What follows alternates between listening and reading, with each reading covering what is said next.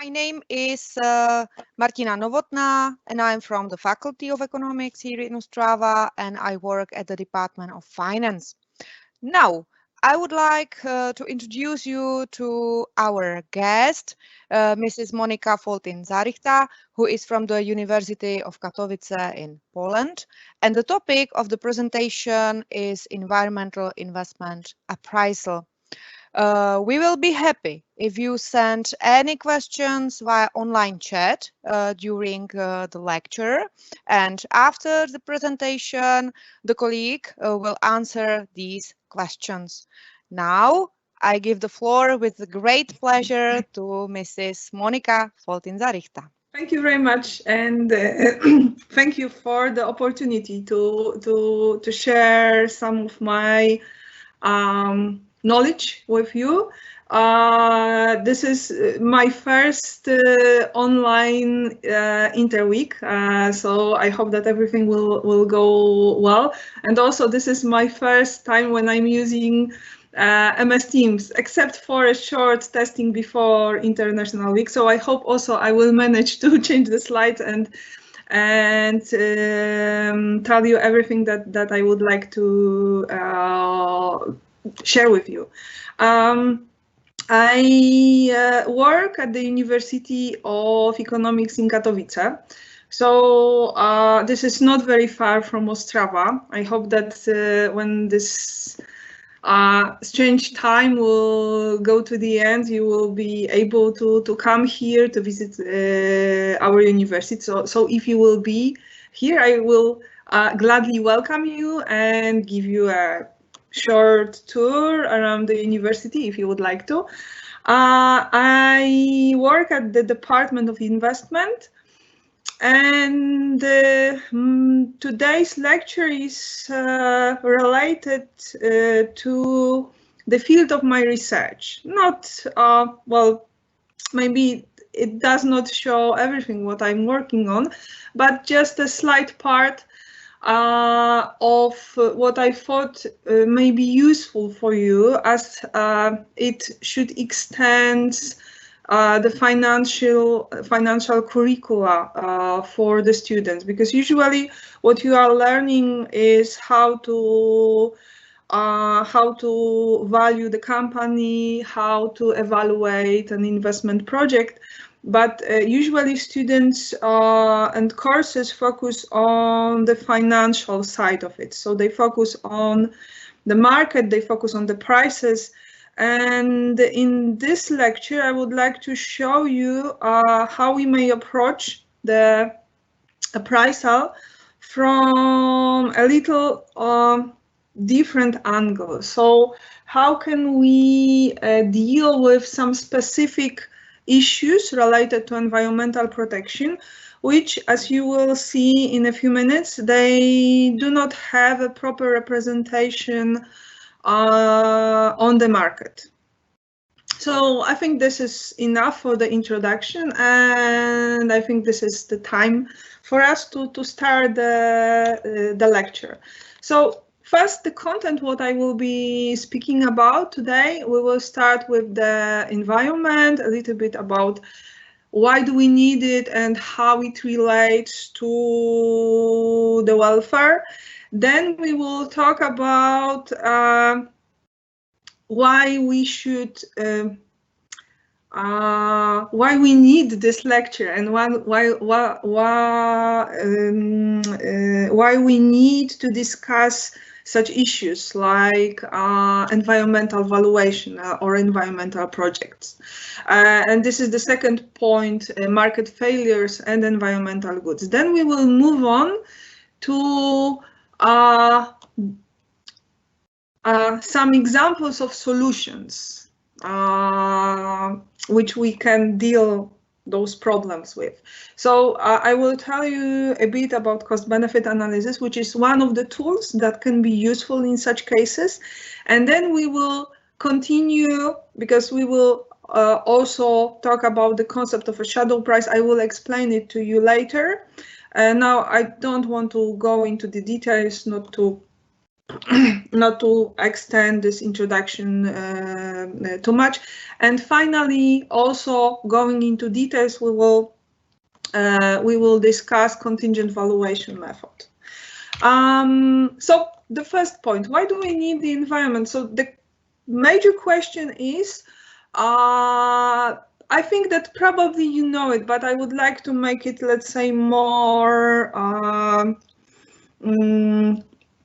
make it more concise and clearly explained how the environment may relate to other parts of your life and how it may influence your welfare, how the environment is entering the economy.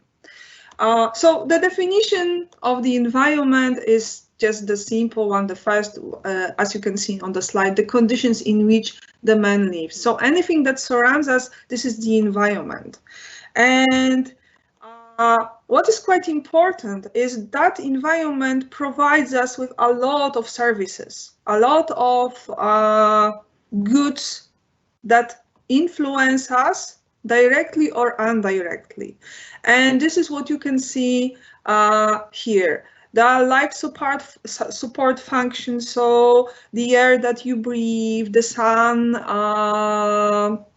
this is anything that is necessary for the functioning of our bodies, the functioning of the ecosystems. Without those life support functions, we would not exist.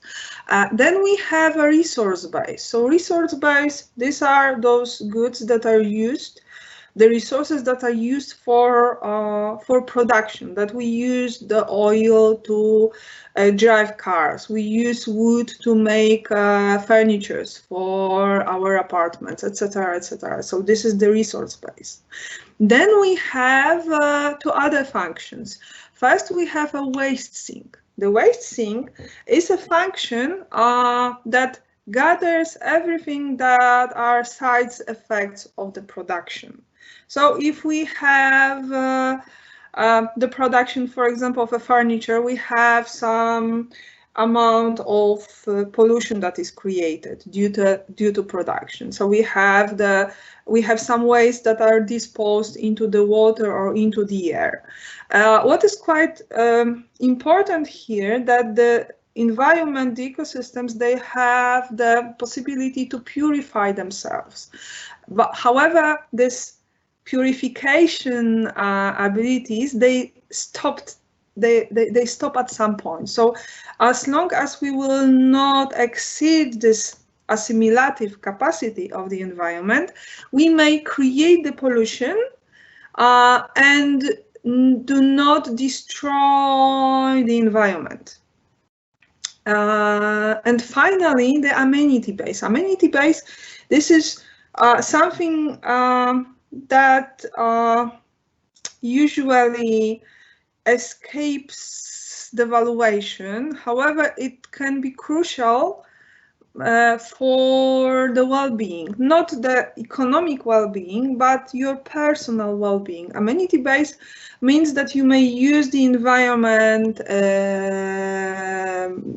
in a way that you walk through the forest, that you go to the mountains and also admire the views or admire the wildlife. This is the amenity base, and this is also a part of your general welfare. So as you can see, the environment is not only the provider of the goods that you may use, the resources that you may use in the production. Okay, this is, let's say, the strict, the direct link between the environment and the economy. But it also provides something that is not so easily visible, like the weight sink or amenity base. However, all of those functions are connected to the society welfare, even if some of them, and this is what we will concentrate later, even if some of them, they are not shown in the market prices. This is basically the main difficulty with with evaluating such environmental projects. So you have here on the graph, let's say the broad summary of what I've said before. Okay, on one hand you have the environment, on the other hand you have the society welfare, and the arrows represent the impact that the environment can have on the welfare. So economic activity, this is those most common, yeah, relationship between environment and the society. However, you have also amenity services, and the side effects that go with that are, for example, litter, rubbish that you leave when you walk through the forest. This is maybe not the most dangerous example, but this is also how enjoying the nature may have some detrimental effects on it. And what can be also challenging when we are talking about environmental projects and how we evaluate them. This is this arrow that you have on the right hand, environmental goods with intrinsic value. This is something quite specific for the environment because it is not connected with any kind of use. So you may think, okay, if I'm not using it, why should I bother about it? So these are quite specific kinds of environmental goods that are very rare and they are irrepressible. So, for example, if you have some endangered species or biodiversity in general, you may not use that endangered animal any time in your life. Okay, you will not eat it, you will not watch a movie about it because it is very rare.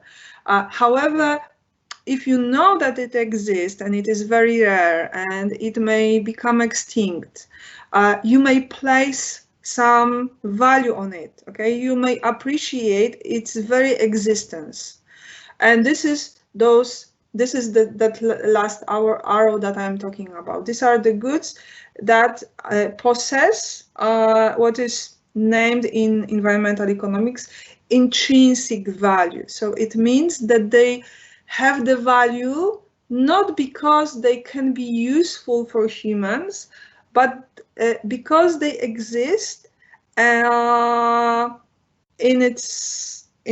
the very sense. Okay. However, if you appreciate the existence of such kinds of animals, you also you will lose something if they are missing. So this is how we may relate those goods with the social welfare. So you can place the value on resources even if they are not used in any time. Okay, you will not walk through, let's say, Amazon forest, but you may still appreciate its existence because it provides some biodiversity resource. And this is just to well, illustrate what I was talking about. Consumption goods and side effects, I think this is clear. Amenity services, you have here the photo of a lake that you may rest next to it, and some rare species like this special kind of a sea turtle, but forgive me, I can't remember the exact name of it. So what is also quite intriguing in evaluation of such projects is how they may, on what levels they may also be taken into account. Okay, you have here, let's say, the 4 areas of it. What we may be interested in when we are considering the projects. For example, this can be the projects that are changing the resource use. Okay, so for example, whether we should build the next coal mine or not, whether we should extract more oil or not. This is the resource use. So basically, this is the question also related to sustainability. Should we exploit more now and leave less for future generation, knowing, for example, in case of coal and oil, that this is a non-renewable resource? So this is the question that we are standing in front of. And the second area here, this is the pollution. So how much should we emit, whether we should emit more or less?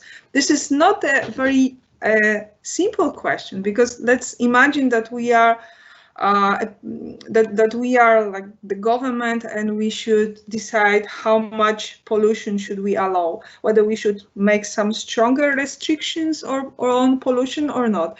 The pollution is related to the production process. So if we put more restrictions on the pollution, we will limit the level of production.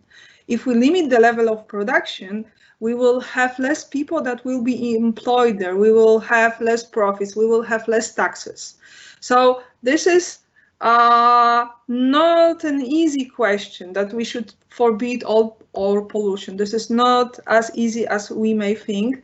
Also, you have the second branch here, intragenerational perspective and intergenerational. Intragenerational perspective, this is the short one, but please remember that we are talking about the environment, not financial market, when short perspective can be counted in minutes or in seconds between making some transactions.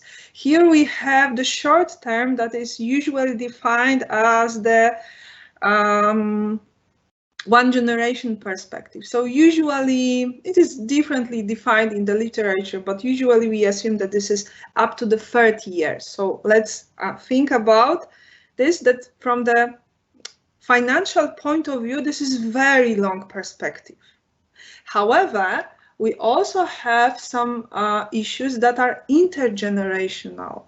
So these are the perspectives, these are the issues, the projects that may last for hundreds of years.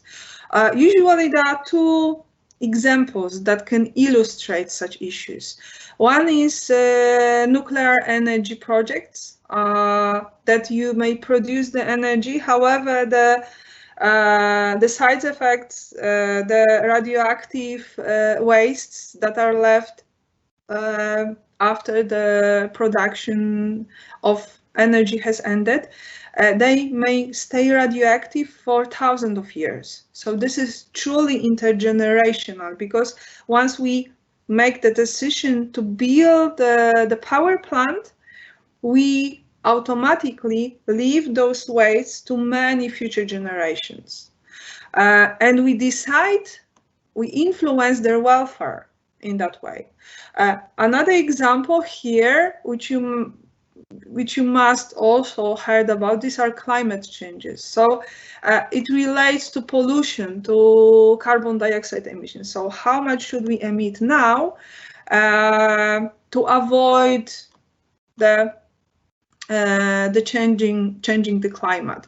And you probably heard that there are a lot of fuss, a lot of disagreement between countries, whether we should abandon pollution. The European Union is aiming to achieve the level of carbon,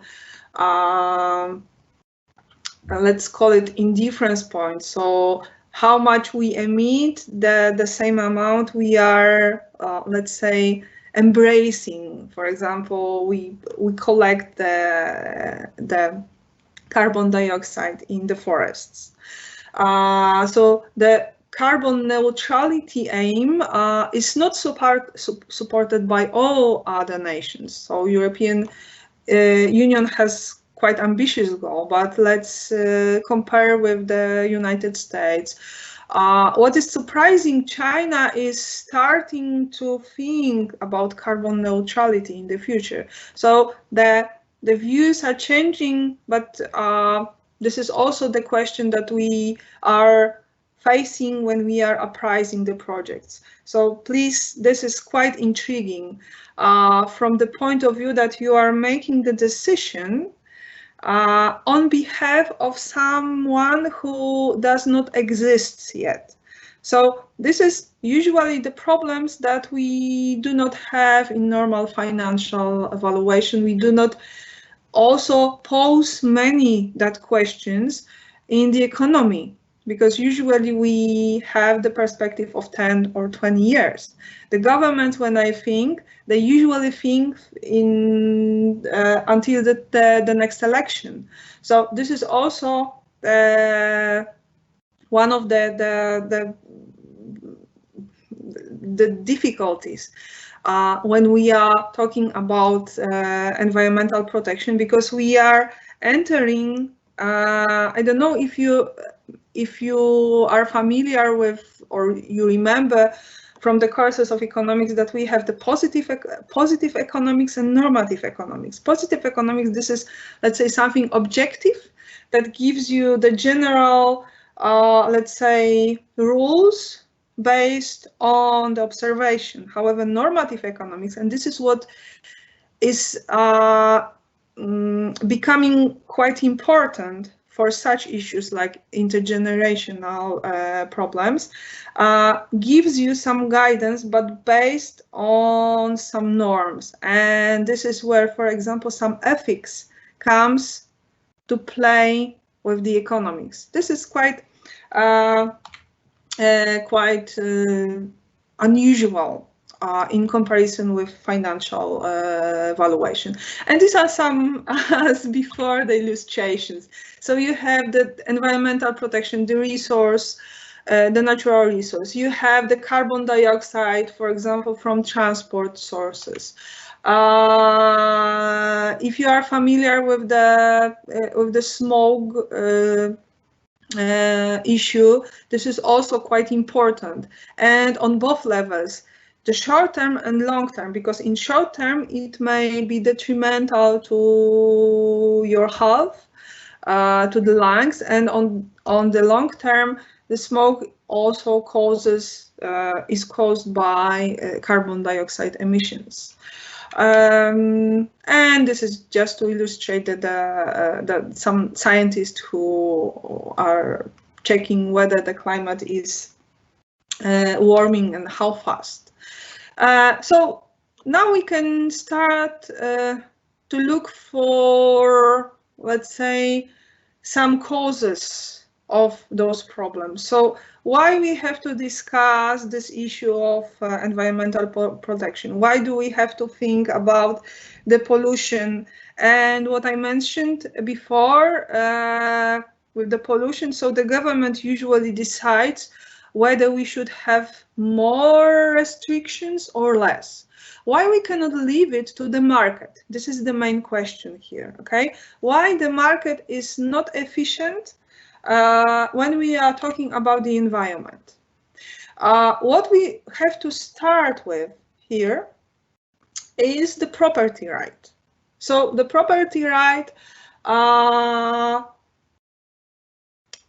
is some characteristics that go with certain powers. Those powers are described here. The ability to achieve returns, so you can earn on the good. To divide or transfer the right, so you can sell it or to sell a part of it. You can exclude from the right, and also the this right is stable in time. And let's compare, you have here two photos, yeah, the bread and the ocean. So let's compare how this property right may work in those two cases. In case of a bread, this is quite, let's say, straightforward. you are able to achieve returns because you may eat the bread, okay? And if you bake it, you may sell it, so you may achieve the returns. You may divide or transfer the rights, so you may divide the bread into slices and you may sell it separately. You can exclude somebody from the right. So if you put the bread in your handbag, yeah, you are able to exclude somebody from the right. Of environmental goods, usually those rights are not working properly. So think about this ocean. So you are able to achieve returns, yeah, because if you are a fisherman, you may use the ocean to for fishing. However, you cannot exclude some others from using the same right. So usually in case of ocean, in case of fishery resources, you have the problem of overexploitation, because you cannot exclude somebody, prevent from using the ocean. And there will be so many fishermen to catch the fish, they can become extinct. You also cannot divide or transfer the right in that case. So this is also not working properly. If let's imagine that we could have a private ocean, yeah, this is owned only by one person. In that case, you may limit the number of people who are entering the ocean, okay? You may say just first 10 and they are able to catch the fish, nobody else entering. Also, there will not be a problem, for example, with plastic pollution of the oceans, because this belongs to you and you have the right and you have the ability to exercise the right. So you have the power to forbid somebody from polluting your ocean. But in reality, it does not work like that. Yeah, this is also the question that we should try to answer. And basically, that problem is described in the literature for at least 50 years, and this is one of the most famous papers that describe the tragedy of the commons by Garrett Harding, explains on the example of grazing areas the problem with overexploitation, that if we have a common resource, each individual user will tend to maximize its own individual welfare. So it will, he or she will tend to use the grazing land to the maximum extent. However, if the access will not be restricted, the grazing area has the limited capacity. Yeah, if we have 10 farmers, everything will work smoothly. But if we will have 100 farmers for the same area, the grass will not be available for as many cows as they would like to have on it. So this is the problem with the goods.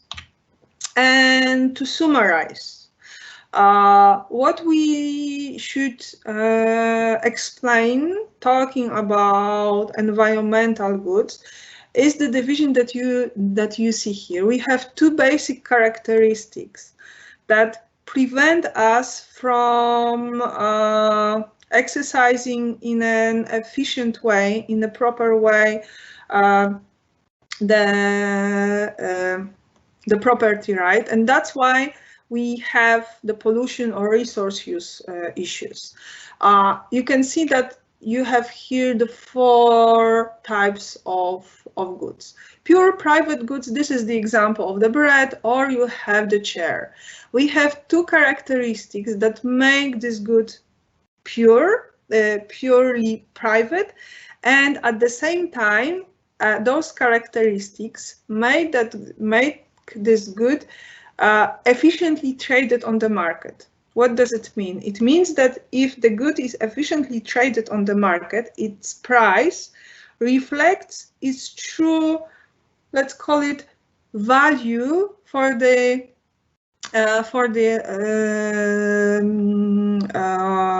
society. Okay, let's call it at this point in this way. If the good is truly purely private, we may use this price in the financial valuation, and we will end up with the proper outcome. However, in the mixed cases, or in case of pure private public goods, we will not have this possibility. The pure private good possess two important features. Excludability from consumption. This is the case when we can lock the bread in the handbag or in our room, and nobody else will have access to it. So you have a full control of using it. This is important. And the second one, rivalry in consumption. What does it mean? It means if you eat the bread, it will not be available for others because you've already eaten it. Also with the chair, once you sit on the chair, well, it is possible to ask another person to sit with you if you do not have enough chairs, but think about whether it will be still as comfortable as using the chair on your own. So this is not comparable, yeah? You would prefer, if you have a choice, to sit on the chair on your own. Only you, not with anyone else. So if you have the rivalry in consumption and you can exclude others from consumption, these are pure private goods, and they are basically properly priced on the market.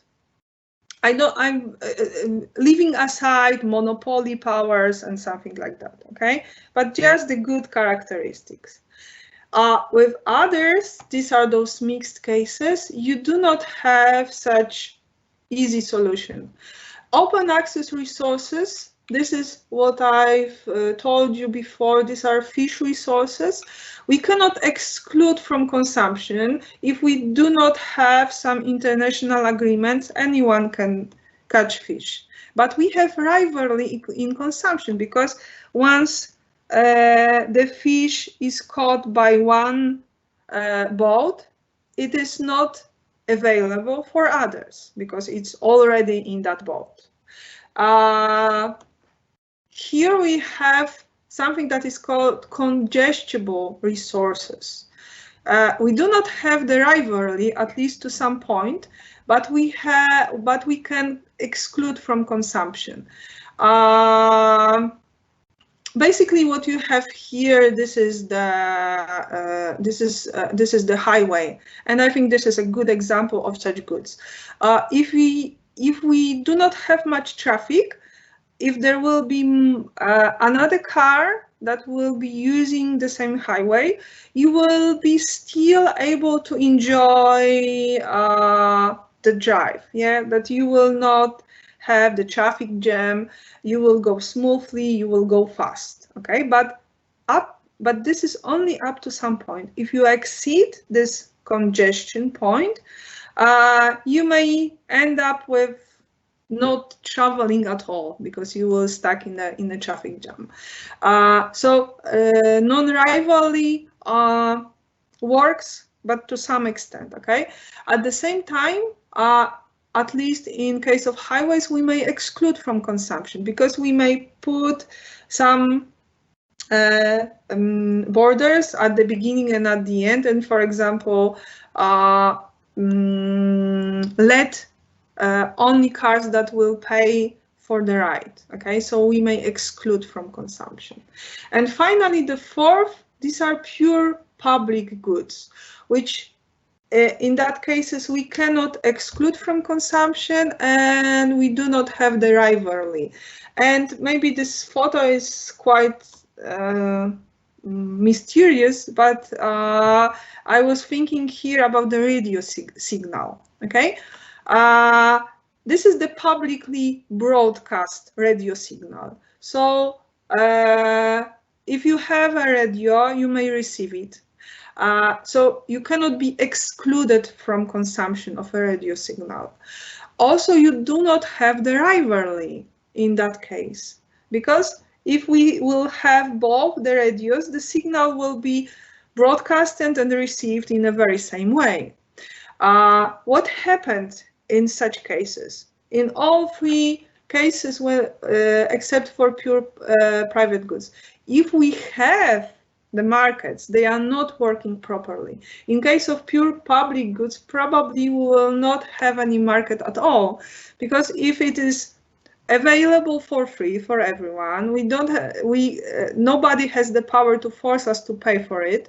Why should we pay? Even if we enjoy the radio, if we do not have some government legal act that regulates it, for example,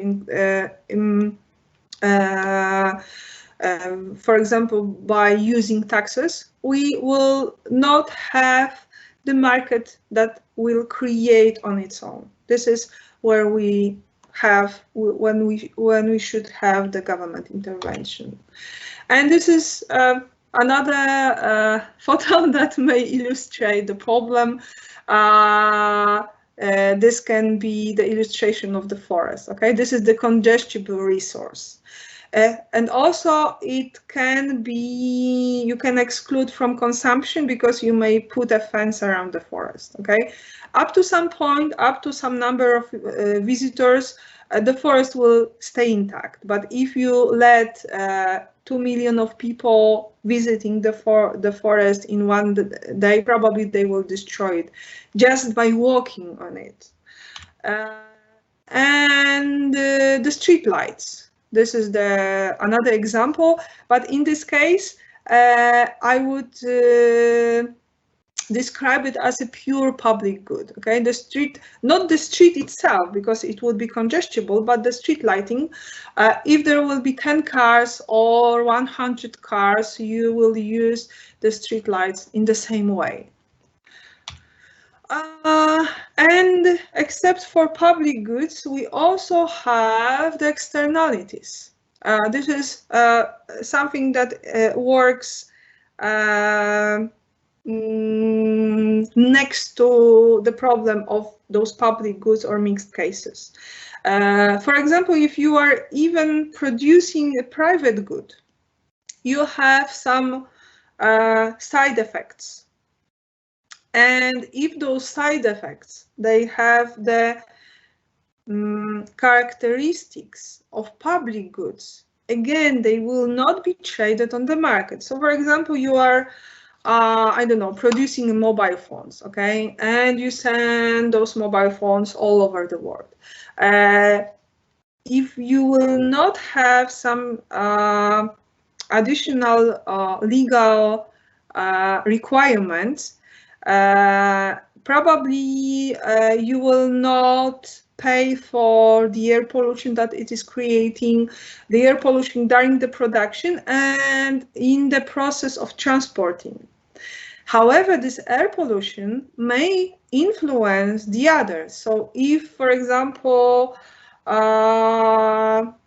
this is the photo that may illustrate that. If you are causing the air pollution, there can be some people who are living in the area that will start to suffer from some respiratory diseases. Okay, if they will suffer, they will work less, they will pay less taxes, and also they will have to spend more money, or the government will have to spend more money on their treatment. So this is the example of the externality.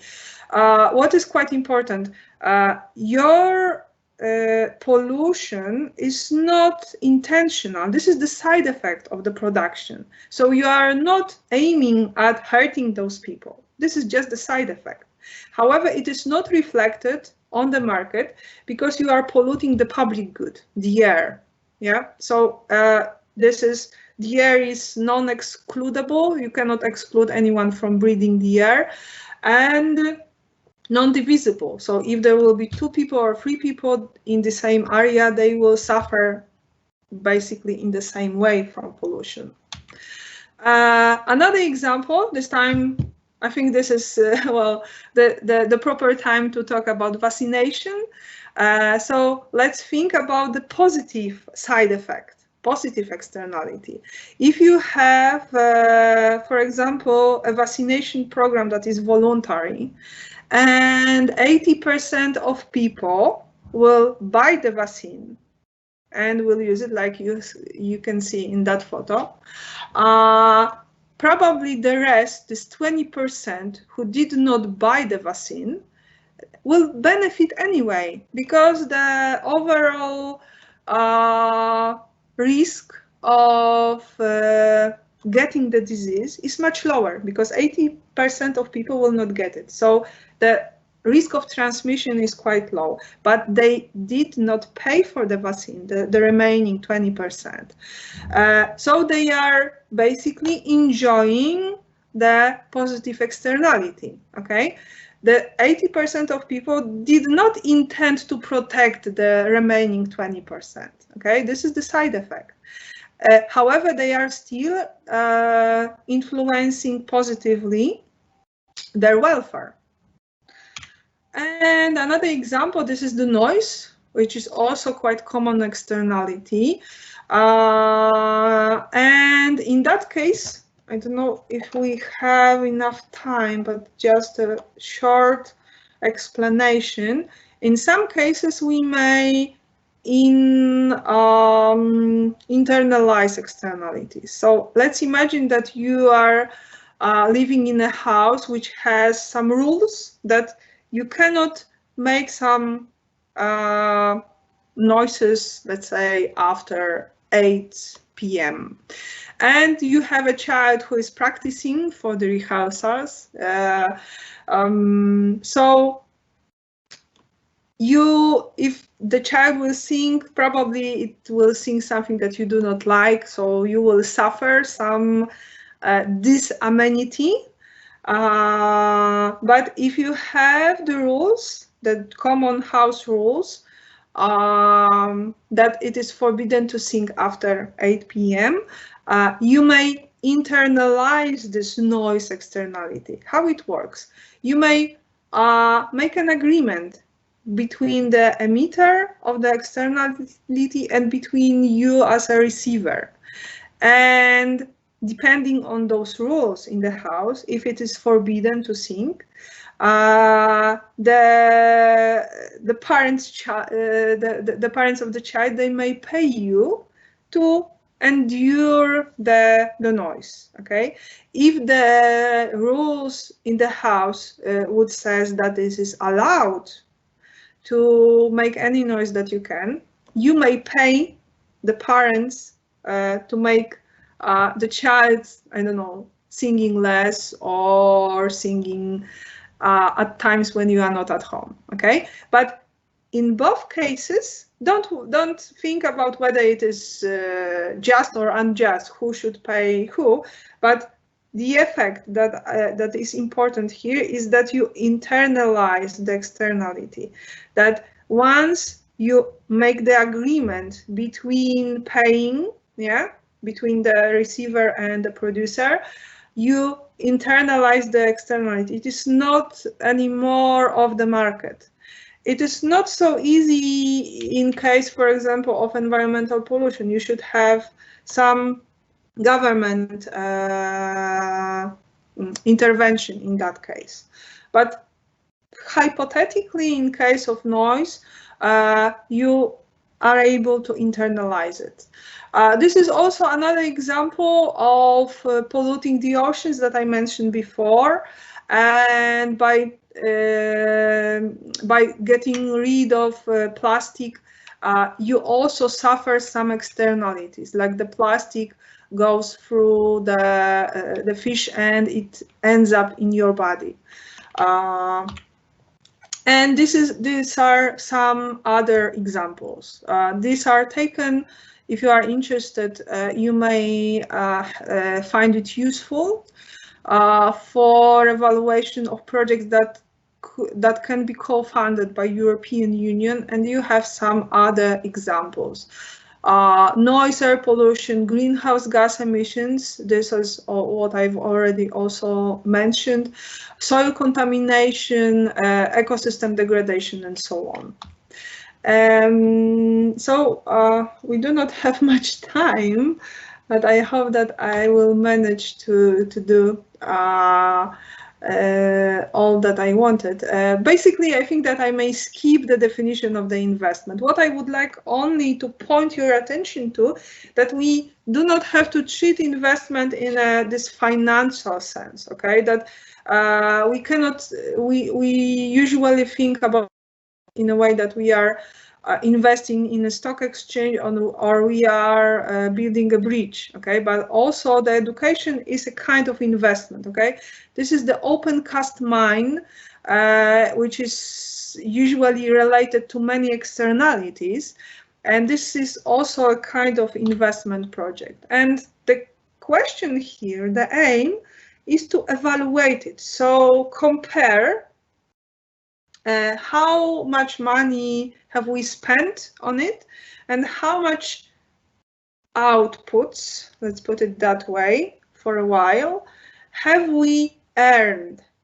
I'm using the word outputs here because you should now know that in case of any investment, it's basically relatively easy to illustrate it, that when we are having investment outlays, we are spending some money. Even if it is environmental investment, for example, if we are establishing some natural reserve park, we have to conserve the land. We have to pay people to maintain it, etc., etc. So on one and we have, or at the beginning, we have the money, but at the end, we can have the improved quality of the ecosystem. We can have some birds that will be protected, etc., etc. But this is not easily measurable in money. Let's think about amenity services. So we will have ecosystem that will be more more resistant, so there will be more visitors, yeah, and they can enjoy the lake or whatever. But we will not have exactly the financial streams that will be coming in. And of course, our aim is to accept the investments that will have more outputs than inputs. And I don't know, like if you are financial students, you should be familiar with NPV value. So this is basically what we are calculating in case of financial investments. So now moving on, what is the difference between cost-benefit analysis and financial investments? The cost-benefit analysis is designed to correct those market failures. So if we will have some externalities, if we will have some public goods that will be improved or created after the project, it is better to use, or it is advised to use, cost-benefit analysis instead of financial appraisal.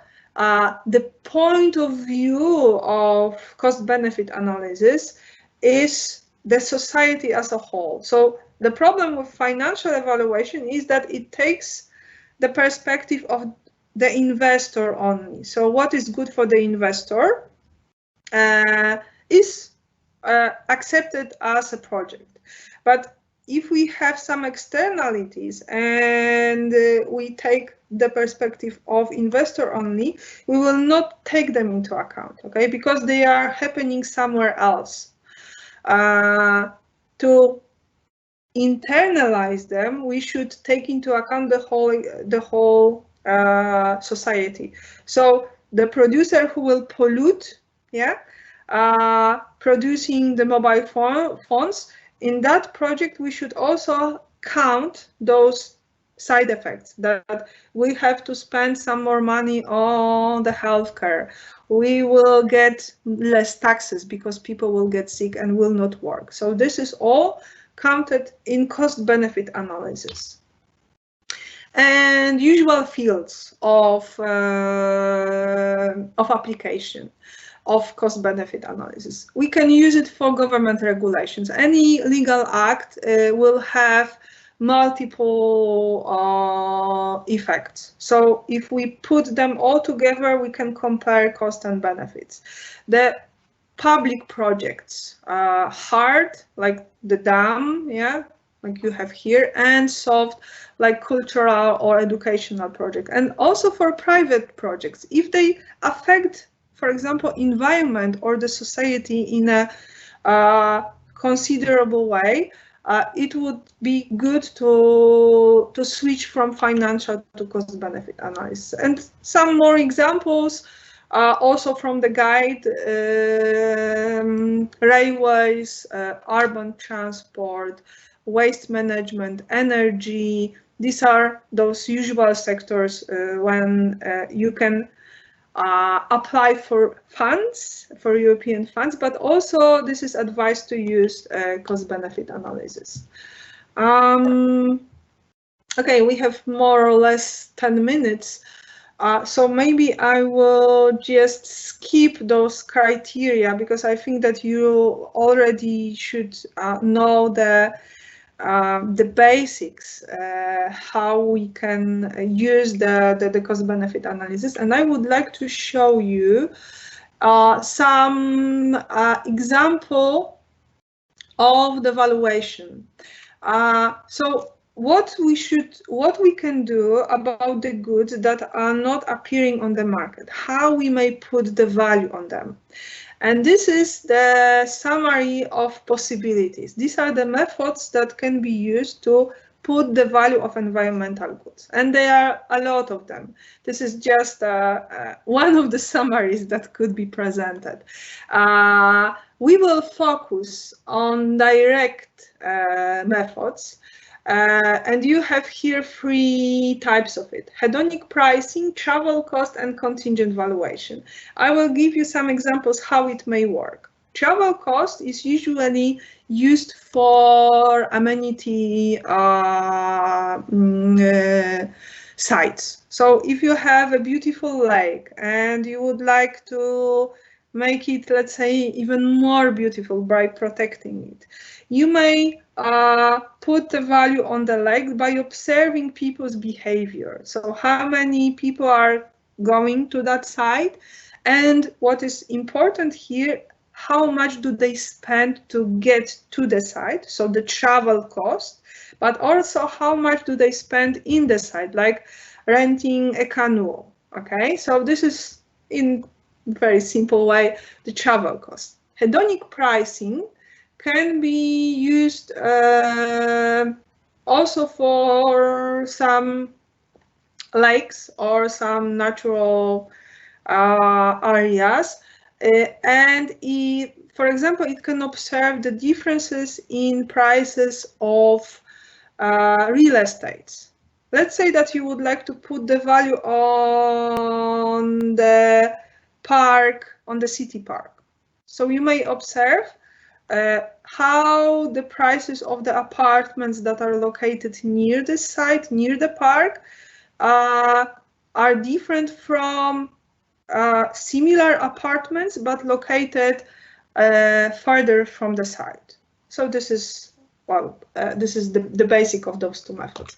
But I would like to concentrate on the contingent valuation. This is quite specific method because it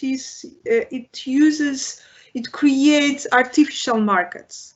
It creates artificial market by using the questionnaires, the surveys. So basically we are asking people directly how much they would be willing to pay for a city park or for this beautiful lake or to protecting some endangered species. What is quite important here is it is quite useful in case of goods with intrinsic value. if you remember from the beginning of our lecture, intrinsic value, the goods with intrinsic value, these are goods which we basically will not use in any way. So we cannot use hedonic pricing, we cannot use travel cost, because we will not travel to that resource, to that good. But we may use contingent valuation to ask people, how do they feel about the good? How do they value them, even if they know that they will not be able to use that good directly? So this is, let's say, some technicalities. We first have to describe the market. We have to obtain something that is called willingness to pay. So this is our price for the good. People, if they declare that they would be willing to pay, let's say, 10 euros, this is their declaration, this is their willingness to pay for the good.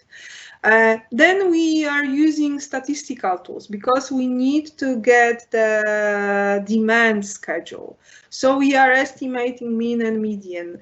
We are estimating the connection between, for example, the level of income and the mean value. So this is, let's say, econometric analysis. Okay, nothing particularly different from what we can came across in financial areas. Then we are, if we have this mean and median values, if we have the model, we can aggregate willingness to pay. So if we have this average, the simplest way, yeah, we have the average and we multiply it by the number of people who will be affected by the project. And finally, the validity means that we have to compare with other the results with other studies, okay, to make sure that we have the let's say the firm basis for our tool. And this is the design of the questionnaire. Okay, we start with some warm-up question. We ask the respondent for the bits, and then ask for socioeconomic characteristics. Maybe I will skip it and move on to the case study. Okay, this is the case study that I hope that at least I will be able to show you how such questionnaire, a simple one, but how it may look like. This is the real case for Poland. The valuation was not done here, but I think that it may work quite well as an example. That some time ago there was a project to build a highway through the middle of Natura 2000 area, the very exceptional area, because this is almost untouched river and wetland area. So the damage to the environment would be very significant. This is this black line. The red line is the alternative route of was, as you can see, going around the natural reserve. This is, you may see how it looks like, okay, because finally they built the longer route, but the longer route is, well, more expensive.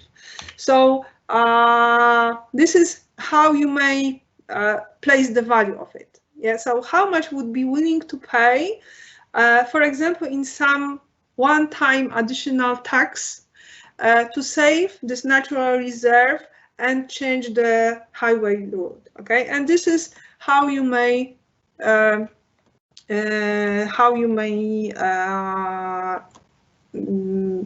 define your willingness to pay. And as I mentioned before, you go through all these statistical tools to calculate the proper results, the proper mean or median. This is also the question, what is better to choose, and then you aggregate. I think that we cannot, we do not have more time, but after the lecture, I can send you the link, and you may see how this form could look like. And I have some results for another questionnaire which I done some years ago, which was also the sample. So this is not the results that could be actually used for the project, but just to illustrate the case. The mean was almost 24, 25. The median usually is a bit longer, sorry, a bit lower than mean, and some other statistical standard deviation calculation.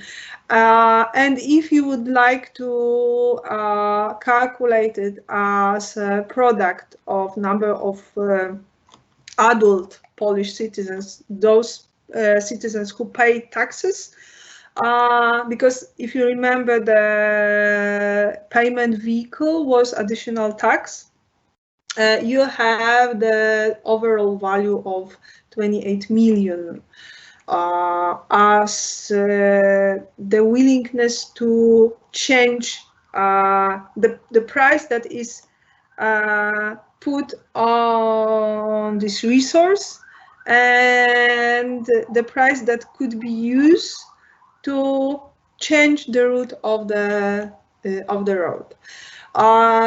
These are some problems that may emerge because the questionnaire basically is quite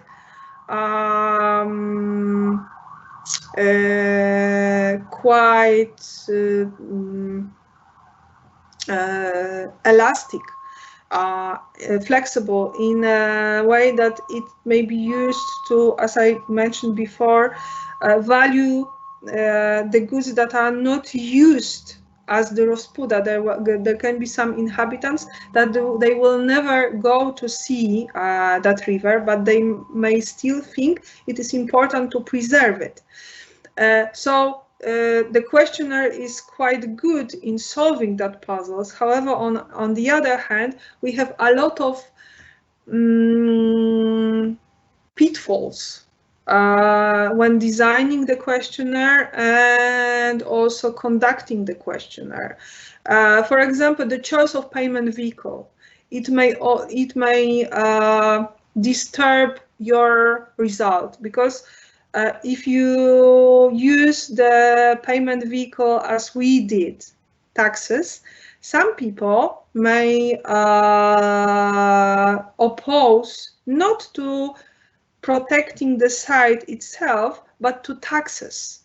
So they will declare, for example, 0 as their willingness to pay, to oppose the very increase in taxes, not thinking about the good. We also can have, for example, starting point bias. So depending on the value that you will use here, you may have different results. Okay, if we started here from 100 and not put 1, 2, or 5, we could have different results. And finally, to end up, just to show you that this tool is, let's say, better than financial tools, but it's far from being perfect. I can give you some estimations of the value of the human life. This is the works, they are not very well recent, but they give you some idea what can be the issue with valuing those goods that are not on the market. These are, of course, different approaches. The last two, these are contingent valuations, so those surveys that I told you about. And here we have the value of approximately 2.5 British pounds, and here you have the range from 2 to 5. Okay, and here you have, for example, 370,000 expenditures on smoke detectors. So how much you spend on some protecting devices may help you to measure, for example, the risk of fire and casualties caused by that. So this is just the illustration. As I said, to summarize, in some cases when we have externalities and we have public goods, especially in case of environmental protection, when we have a lot of such impacts, we should extend, because cost-benefit analysis is in fact extension of financial evaluation, to also count those effects that are off market. And to do that, we can use one of methods that I showed you, contingent valuation, by creating an artificial hypothetical market that will provide some valuations taken or stated by the respondents. Okay, they are not observed on the market, but these are stated responses. However, you have to be careful with designing the questionnaire and also checking the validity, because as you can see, you can have tremendous differences. In some cases, this is quite specific because human life is quite difficult to value. Okay, I think that I've just started a little bit later, but I think that this is a high time to finish. So thank you very much for your attention. If you have any questions, I will be happy to answer them. Maybe also I will try to put the link to the survey in the question and answer. In the question and answer box. So for you to just have a look how the form look like. Okay, so thank you very much. Monika, thank you very much for your presentation. I found it very interesting. I hope that all visitors and students enjoyed it similarly than as I did. And also thank you for your link. Okay, I checked the questions and there are no questions. However, maybe we have to think about it a little bit, and maybe I have question or just some thing for discussion. You probably heard, I don't know how much you are familiar with that, but the Czech government approved the first stage of canal project linking the Danube to North Sea. So there is a I haven't heard it. Okay. So let me just very briefly maybe explain, because there is some planned project. It is very topical for us in Ostrava and in this region, and probably also for you, because this is the plan of the construction of canal that would connect rivers, the Oder River, the Danube River, and the North Sea and everything. And I suppose this project would be very large, and probably also with environmental issues, I suppose. And so of course there is some kind of discussion about it, and of course the government especially points the like good issues, the benefits, I would say, you know, economical benefits, you know, for some river transport and so on. But of course, there is also another side, ecologists who say that it might, you know, destroy the nature and everything and so on. I don't know if this is kind of question, but maybe you can tell us if this is again the typical example for this kind of analysis, and maybe your opinion about it. And also my question, you were talking about the questionnaire at the end of your presentation, and my question, do you think that this questionnaire would be also suitable for some kind of analysis of this project, or maybe for some special respondents, maybe just some firms that would use this canal, or I don't know. So maybe if you can tell us something, what do you think about it? I think that this example that you gave with the canal, I think that this is the typical project that should be evaluated using cost-benefit analysis, because usually in such cases we have those huge projects that on one hand they impact in a very huge way the economy, and on the other hand we have a huge impact on the environment, and usually we have those two voices, as you said, that they don't understand each other, that the economists are using, for example, the arguments related to gross domestic product, how it will increase, or what will be the unemployment after the project. But basically, normally those economists are thinking in this terms of normally functioning markets. So they are concentrating only on those goods that are traded on the market. And GDP usually does not include all those externalities, the wealth, for example, the level of the health services. It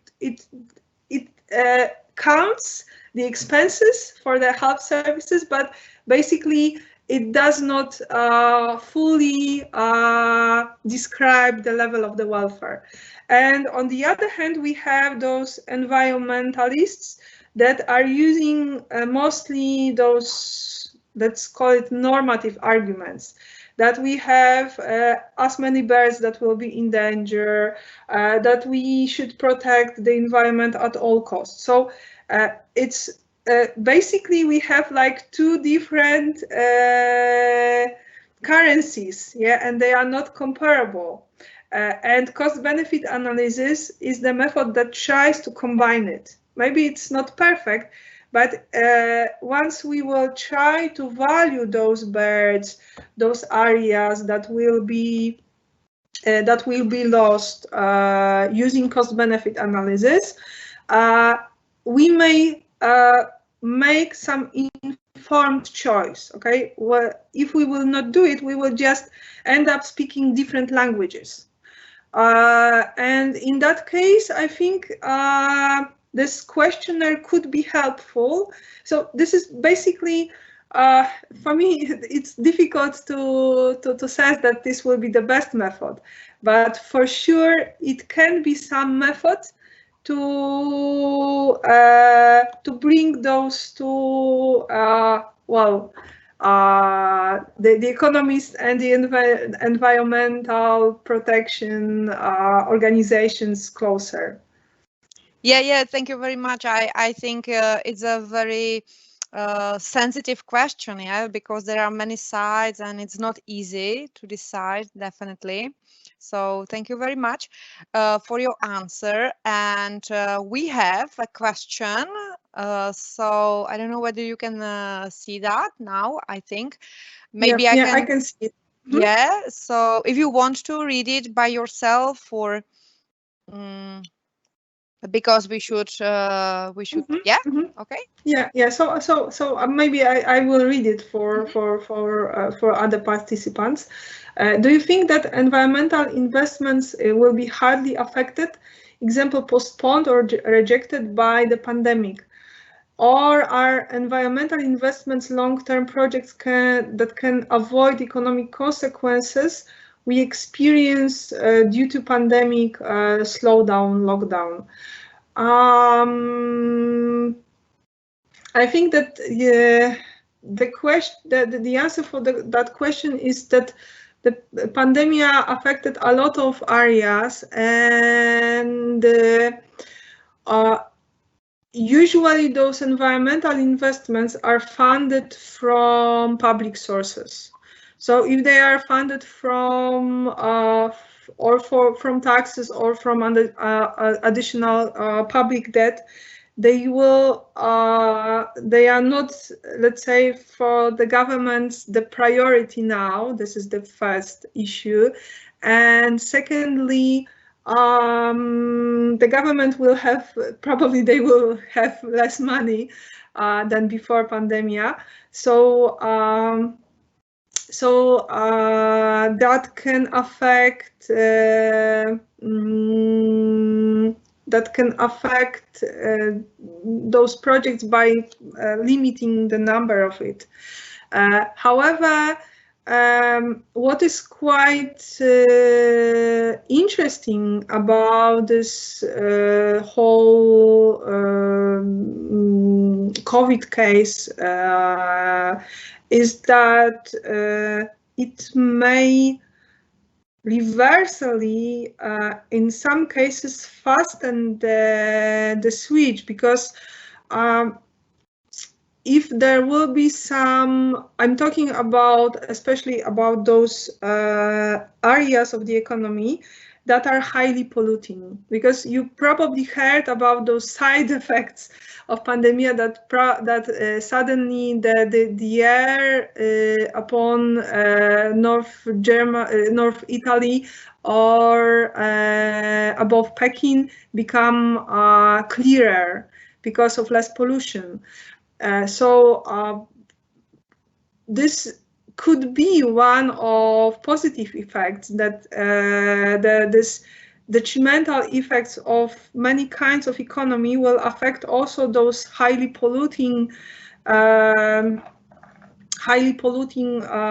industries. In that case, we could let's say that make this jump over some, let's say, stages, like in Africa, that people did not have the access to the banking system, and they already started not to use the credit cards, but they started to use the mobile phones for their payments. So maybe that could be the reason why some investments may be triggered faster than they could be under the normal basis, because those industries could be, so heavily affected that they will be forced to modernize. Okay, thank you very much for your answer. Yeah, I think it was quite interesting question, definitely, and the answer was also very interesting. So I checked our discussion or the questions, and there are no other questions. So maybe we can, if there are no more questions, so maybe we can finish the presentation. So Monika, thank you very much again, and also for your link and everything. And I hope we'll see you again in our international. Yeah, I also hope to see you, and I hope that maybe next time we will be able to see, in reality, not through the yes, that would be screens. definitely very good. Yeah. Okay. So Thank you very much for inviting me and for opportunity to share it. So thank you. Yeah, we are very happy for that. Thank you.